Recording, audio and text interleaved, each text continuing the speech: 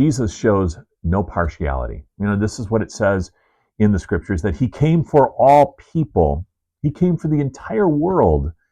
And his brother James writes about how we as followers of Jesus should also show no partiality. In the United States, there are basically two types of schools. There's the public school, and then there is the private school. And calling it a private school, that's what most religious schools are called by at least part of the population of our country.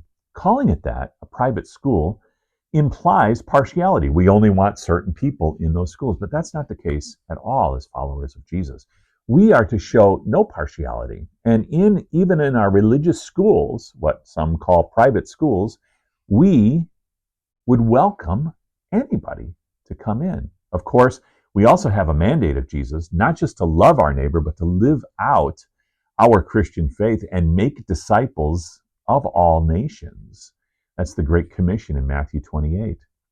So the bad news is that in public schools, not all of them, but certainly a lot of them, tend to have that possibility to teach things that are contrary to the Christian faith. Not all of them do that, but some of them certainly do. But the good news is that even in a public school, there are religious people, followers of Jesus. And we have a mandate from Jesus to live out our Christian life and love our neighbor and tell others about Jesus. I don't mean beat them over the head with it, with the Bible and with the faith, but to love them and to show them why we love them. Because we have freedom in this country, freedom of religion to do what we want, and freedom of speech to say what we want. As followers of Jesus, loving them, that's what doing what we want, and telling them why about Jesus.